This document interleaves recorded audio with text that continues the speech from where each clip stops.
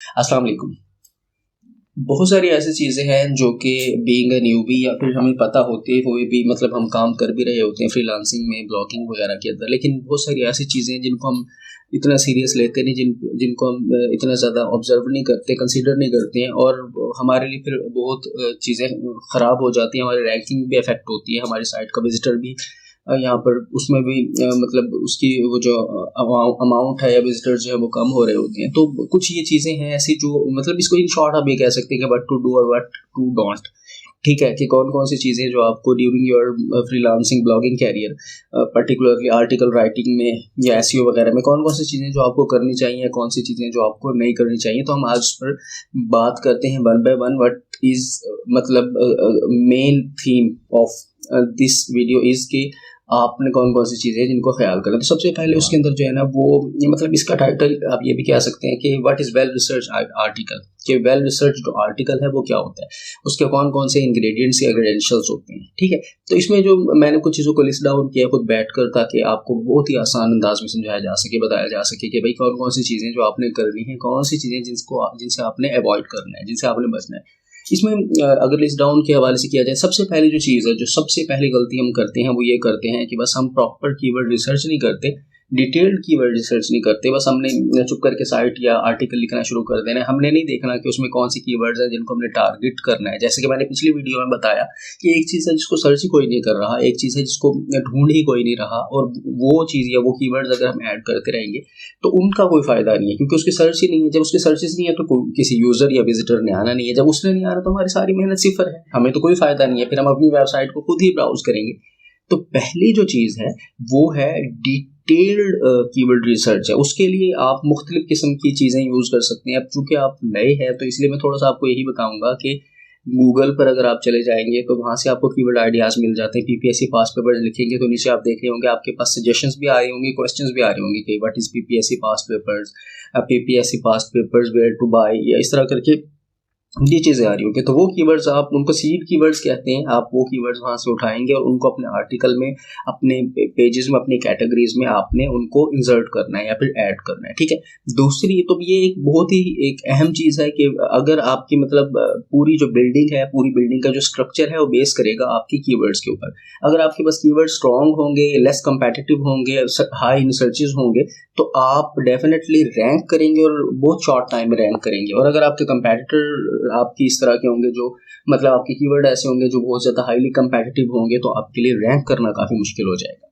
तो पहला जो सबसे पॉइंट इसका आप कह लें कि वो है proper and detailed keyword research. ठीक है, इसी तरीके से सेकेंडली अगर हम देखें तो हमने एक चीज़ जो बड़ी सीखने की है, जिसको आप शायद थोड़ा सा ऑकवर्ड समझें या आप ये समझें कि शायद ये चीज़ मतलब हमारे लिए नहीं है। आप अपने कंपैटिटर से, लाइक अगर आपने पीपीएससी पास्ट पेपर्स लिखा है तो आपने वेबसाइट पे जाके जब सर्च करेंगे तो टॉप के जो 5-7 रिजल्ट्स हैं आपने उनको उठाना है, उनको उठाकर वहाँ पर देखना है कि मतलब ये जो एक कंपैटिटर होता है ना, ये एक आपका एक टीचर होता है। आप इससे लर्न कर सकते हैं कि भाई ये किस तरीके से ये इंगेजिंग कंटेंट लिख रहा है, कौन सी ऑडियंस को टारगेट कर रहा है, और किस तरीके से आप अपने कंपैटिटर को कौन कौन से मतलब वहाँ पर फ्लॉज हैं या कौन कौन सा गैप है वहाँ पर जिनको जिनको आप कवर कर सकते हैं अपने कंपैटिटर को बीट करने के लिए।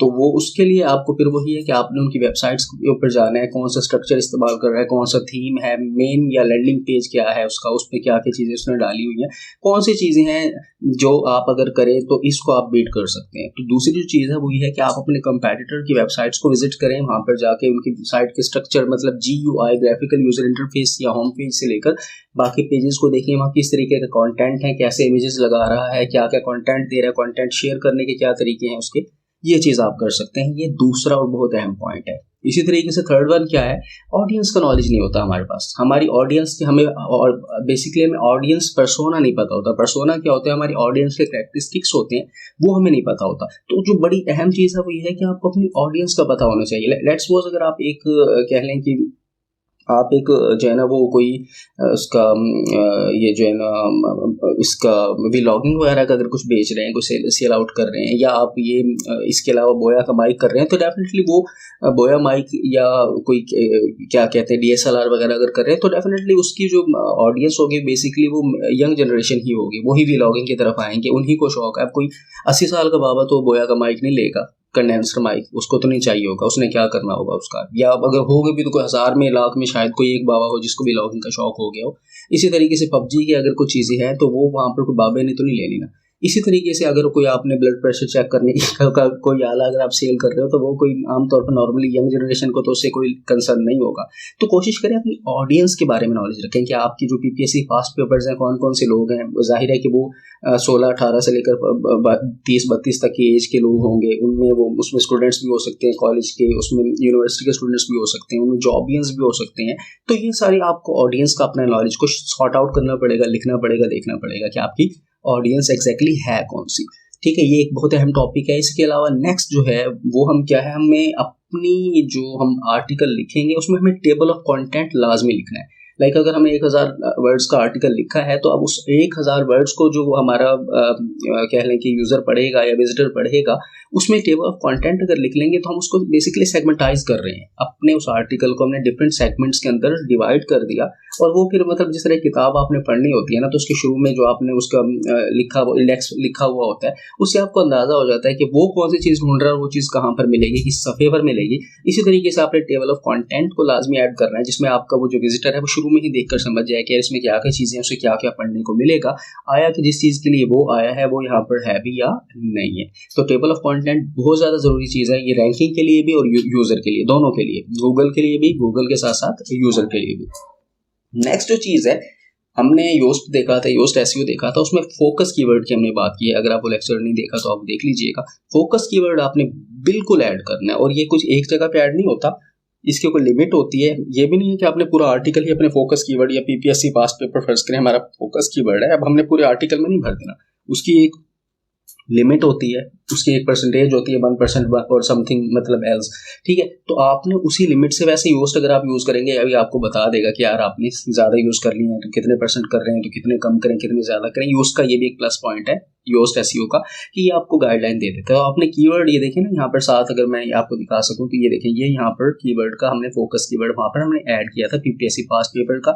इसी तरीके से फोकस कीवर्ड आपने अपने टाइटल के अंदर भी ऐड करना है। इसी तरीके से फोकस कीवर्ड आपने डिस्क्रिप्शन में जो आपके आर्टिकल की है, ये जो डिस्क्रिप्शन होती है इसमें भी आपने ऐड करना है। इसी तरीके से आपने हेडिंग्स H1, H2, H3 के अंदर भी यूज़ करना है, और अपने बाकी जो बॉडी है या जो पैराग्राफ्स हैं उनके अंदर भी focus keyword must be there. अगर वो नहीं होगा तो आपके लिए रैंकिंग ही नामुमकिनात में से हो जाएगी। ठीक है, तो फोकस कीवर्ड के ऊपर लाजमी लाजमी लाजमी फोकस करना है। ठीक है, ये एक और पॉइंट हमारा हो गया। नेक्स्ट वन इज कि लिस्ट ऑफ आइडियाज़ आप अपने पास रखें कि भाई किस तरीके से आप जो है ना इंगेजिंग कंटेंट आप डिलीवर कर सकते हैं, कौन कौन सी प्रैक्टिसेस आपको करनी चाहिए। आपकी कंपेटिटर से तो बहुत कुछ आपको मिलेगा, उन चीज़ों को लिस्ट डाउन करते रहें, और उनमें जो फ्लॉज या उनके अंदर जो गैप है उसको कवर अप अगर आप कर लेंगे तो आप रैंक उसको कर भी जाएंगे, आप उसको बीट भी कर जाएंगे। और कंटेंट कब पब्लिश करना है, अब फर्ज करें अगर हम पास्ट पेपर ऑफ लिख रहे हैं तहसीलदार, ये मैं अपने एक हमने निश सेलेक्ट किया है उसका बता रहा हूँ। अगर आपका निश कोई और है, आपका निश रिजल्ट्स है, फर्ज करें आपका निश रिजल्ट है, आप रिजल्ट्स पर काम कर रहे हैं, तो मैट्रिक रिजल्ट आ रहा है फर्ज करें आज,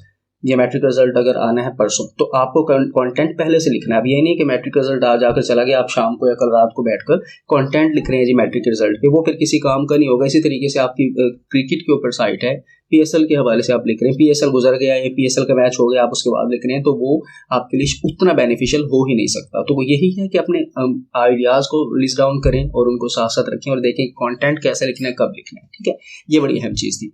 नेक्स्ट क्या है, नेक्स्ट ये है कि डिस्ट्रैक्शंस को हमने एलिमिनेट करना है। वो किस तरीके से कि हमारी वेबसाइट होती है, अब हम उस पर गूगल एडसेंस या कोई भी हमारे पास एड्स वगैरह हम वहाँ पर लगाते हैं अर्निंग के पर्पज से, वो इतनी ज़्यादा ना लगाएं कि बहुत ज़्यादा एड्स हो, एक पेज के ऊपर इधर भी ऐड उधर भी ऐड, जहाँ क्लिक कर रहा है यूज़र वहाँ ऐड है। ये चीज़ बड़ा डिस्ट्रैक्ट करते हैं उनको, और ये चीज़ मेंटली बंदे को बड़ा जो है वो टॉर्चर करते हैं। ठीक है, पॉपअप्स बहुत ज़्यादा आ रहे होते हैं कुछ वेबसाइट पे, आप चाहे ठा इधर से हो, ठा यहाँ से, आप क्या आप ये देखना चाहेंगे, क्या आप ये जानना चाहेंगे, क्या वो पॉपअप्स जो सडनली वो जो वहाँ पर ऑकर होते हैं, वो चीज़ें भी बहुत ज़्यादा हैक्टिक किस्म की होती है, बहुत ज़्यादा इरिटेट कर रही होती है। तो कोशिश करनी है आपने कि यूज़र की जो उसकी जो वहाँ पर एक इंटरेस्ट है, या यूज़र के वो जो एक वहाँ पर कंसंट्रेशन है, उसको आपने डिवाइड या डिस्ट्रैक्ट नहीं करना। ठीक है, वरना वो फिर आपका बाउंस रेट बढ़ेगा आपकी साइट का, और आपकी साइट का बाउंस रेट बढ़ेगा तो डेफिनेटली आपकी रैंकिंग मुतासिर होगी, आपको यूज़र गुस्सा करेगा और वो नहीं आएगा ना, वो फिर ऑटोमेटिकली दूसरों को भी कहेगा यार दफ़ा करो, वहाँ ना जाओ, वहाँ कंटेंट से ज़्यादा तो ये अज़ाब होता है। अच्छा, नेक्स्ट आपने अपनी कंटेंट को ना बिल्कुल सिंपल रखना है, सिंप्लिसिटी रखनी है। आपने बहुत ज़्यादा कह लें कि उसके अंदर पंगे नहीं करने, बहुत ज़्यादा चीज़ों को ऐड नहीं करना। उसका होगा क्या कि वो जब आप बहुत ज़्यादा एलिमेंट्स ऐड करते हैं तो एलिमेंट्स को रिसोर्सेज चाहिए होते हैं लोड होने के लिए। अब वो रिसोर्सेज जो लोड होते हैं तो वो लोड होते हैं सर्वर से, सर्वर मतलब वो एलिमेंट्स जो है वो सर्वर के रिसोर्सेज को ऑक्यूपाई करते हैं। एक मतलब फर्ज करें अगर 10 रिसोर्सेज हैं, वो एक एलिमेंट को चाहिए। अब हर एलिमेंट अपने अपने रिसोर्सेज को अगर वहाँ पर कैप्चर कर रहा है, गेन कर रहा है या उसको ऑक्यूपाई कर रहा है, तो आपकी साइट की स्पीड बहुत ज़्यादा स्लो होगी, आपकी यूज़र एक्सपीरियंस बहुत ज़्यादा बुरा हो जाएगा और इससे बाउंस बैक हो जाएंगे लोग, बहुत ज़्यादा बाउंस बैक हुआ करेंगे आपके यूज़र, और इससे आपकी रैंकिंग बिल्कुल इफेक्ट होगी। क्योंकि गूगल इन चीज़ों को बड़ा डीपली देख रहा होता है कि यूज़र वहाँ पर कितनी देर रुका, अगर यूज़र आया था उसने कितनी देर वहाँ पर, मतलब कोशिश करें कि यूज़र आपकी वेबसाइट के ऊपर कंफर्टेबल फील करे और ज़्यादा से ज़्यादा टाइम स्पेंड वहाँ पर वो कर सके। तो आपने अपने बाउंस रेट को भी मेंटेन रखना है, और मेंटेन उसी सूरत में रहेगा कि आपने अपनी वेबसाइट को सिंपल, ईजी टू अंडरस्टैंड और एलिमेंट्स उसके ऊपर भरमार नहीं कर देनी। मतलब साइट की ब्यूटिफिकेशन के चक्कर में ना आपने उस साइट का बेड़ा गर्क नहीं करके बैठना कि साइट खूबसूरत तो बड़ी लग रही हो, लेकिन आपने इतने एलिमेंट्स, इतने हैवी इमेजेस, इतने HD इमेजेस लगा रहे हो कि साइट लोड होते होते ही 1 घंटा ले ले और आधी साइट लोड हो, आधी फिर भी ना हो। ये आप अगर करेंगे तो आपके लिए बहुत ज़्यादा मसला होगा। इसी तरीके से कंटेंट या फिर आर्टिकल लिखते हुए आपने अपनी वर्डिंग को बिल्कुल सिंपल रखना है। बहुत ज़्यादा गाढ़ी इंग्लिश नहीं लिखनी, बहुत ज़्यादा कंफ्यूज करने वाली इंग्लिश नहीं लिखनी, ऐसी लिखनी है कि जो एक अनपढ़ या कम पढ़ा हुआ बंदा भी समझ जाए, और मास्टर लेवल का तो वैसे ही समझ जाएगा। ठीक है, तो ये आपने बाउंस बैक नहीं होने देना अपने यूज़र को, ये भी एक चीज़ है। नेक्स्ट जो चीज़ है वो है स्पेसिफाई आपने करना, हाईलाइट करना। मैंने जैसे शुरू में कहा आपको कि आप अपने उस आर्टिकल को सेगमेंटाइज कर लें, अलग अलग सेगमेंट्स बना लें, उनमें जो जो चीज़ें अहम नज़र आए आपको उनको आप लिस्ट डाउन कर लें। लिस्ट डाउन इस सेंस में करें कि उनको आप टैग्स दे दें, H1 H2 H3 में ऐड करें, उसके बाद उनको कलर्स दे दें,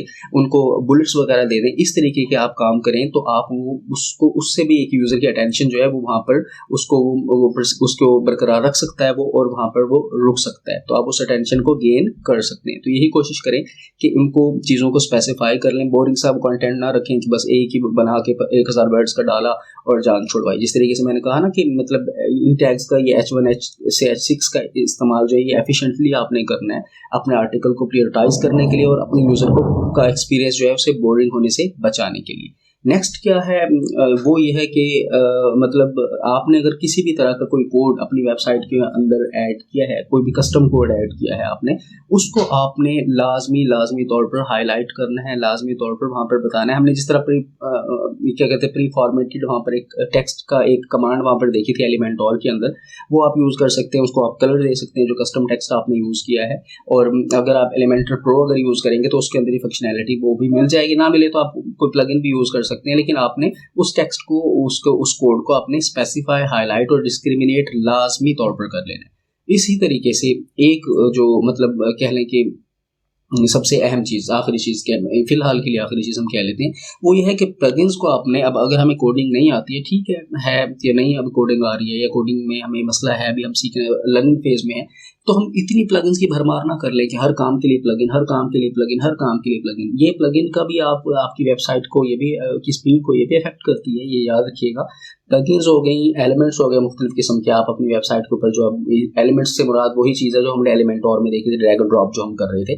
इसी तरीके के एलिमेंट्स जो होते हैं वो या फिर प्लगइन्स, ये दोनों अगर इनकी बहुतात अगर वेबसाइट के ऊपर होगी तो आपकी वेबसाइट का लोडिंग टाइम बिल्कुल कम होता जाएगा, उसकी परफॉर्मेंस, उसकी रैंकिंग, ये सब चीज़ें मैटर करेंगे। और एक दिन ऐसा आएगा कि सर्च इंजन की हिट लगेगी, गूगल की हिट लगेगी और वेबसाइट कहीं 1 लाख में 2 लाख में नंबर पर जाकर पड़ी होगी जहां वो आपको भी नहीं मिलेगी। तो ये आपने कोशिश करनी है कि अपनी वेबसाइट के ऊपर जो प्लगइन्स हैं उनको आपने बिल्कुल ही मतलब लिमिटेड और इतना ही इस्तेमाल करना है जितने की ज़रूरत है। ये नहीं कि हर काम के लिए आपने प्लगइन इस्तेमाल कर लेनी। और एक चीज़ जो साथ में मैं ऐड करना चाहूँगा, यहाँ पर ऐड करना भूल गया था, वो ये है कि कोशिश करनी है आपने कि कोई नल या क्रैक्स प्लगइन्स या फिर थीम को इंस्टॉल नहीं करना। इससे आपकी साइट भी हैक हो सकती है, आपका पीसी भी हैक हो सकता है और आपके कंटेंट को किसी भी तरह की पेनल्टी या फिर हिट लग सकती है सर्च इंजन की तरफ से। कोशिश करें या तो पेड प्लगइन्स को यूज़ करें या फ्री प्लगइन्स को यूज़ करें। इनके दरमियान में जो क्रैक या फिर नल्ड प्लगइन्स हैं उनसे आप बचें, क्योंकि वो प्लगइन, कोई भी आपको प्लगइन, अब एक फर्ज करो $200 की या $50 की प्लगइन है, वो अगर आपको क्रैक करके फ्री में दे रहा है तो पागल का बच्चा नहीं है। उसकी भी कोई ना कोई इसके पीछे कोई ना कोई इंटेंशंस होंगी। तो इन चीज़ों को आपने देखना है कि फ्री प्लगइन्स को ये मैं ऐड करना भूल गया यहाँ पर, लेकिन बताना ज़रूरी समझूंगा कि फ्री प्लगइन्स यूज़ करें या फिर खुद बाय करके यूज़ करें। तीसरा रास्ता कोई नहीं है। नल्ड या फिर क्रैक प्लगइन्स की तरफ या नल्ड या फिर क्रैक थीम्स की तरफ आपने बिल्कुल भी नहीं जाना। तो आज का ये लेक्चर इसी चीज़ पर बेस करता था, और ये चीज़ें अगर इन पर हम अमल करेंगे तो हमारी रैंकिंग जो है वो बहुत आसान होती जाएगी, और हम अपनी रैंकिंग मीन्स कि हम अपनी वेबसाइट को बड़े अच्छे तरीके से गूगल या सर्च इंजन रिजल्ट्स पेज के ऊपर लेकर आ जाएंगे। तो ये जो हमारा आज का लेक्चर था वो फिलहाल के लिए इतना ही था। हमारा वर्डप्रेस डेवलपमेंट और मोनेटाइजेशन का लेक्चर मेरा ख्याल है ये 18वां-19वां जो भी होगा ये चल रहा है। इंशाल्लाह इसको हम इसी वीक में हम कवर अप करके सम अप कर लेंगे और मुकम्मल करके आपके हवाले कर देंगे। बस फिर आप जाने आपका काम जाने, सीखें ना सीखें। वैसे भी बदकिस्मती ये है कि पाकिस्तान में ख़ास तौर पर लोग पैसे ना होने का भी रोना रोते नज़र आते हैं, और अगर कोई फ्री में कंटेंट शेयर कर रहा हो तो उसकी भी कदर की नहीं जाती है। अगर कदर की जाती होती तो फ्री में शाम सर जैसे हो गए और बहुत इमरान दीना साहब जैसे लोग हो गए, वो बेचारे बना आर्टिकल बना व्लॉग्स बना थक गए, और लोग फ्री चीज़ को कोई कंसीडर नहीं करते। हर बंदा कहता है कि मंजन सेलिंग या फिर कोई पेड बंदा हमें मिले जिसकी कोर्स की फीस भी हो, लेकिन हमें फ्री में पढ़ाए। अच्छा, फिर भी वरना हमें उससे फ्री में है और फ्री में हमने फिर उसको सीरियस लेना नहीं है।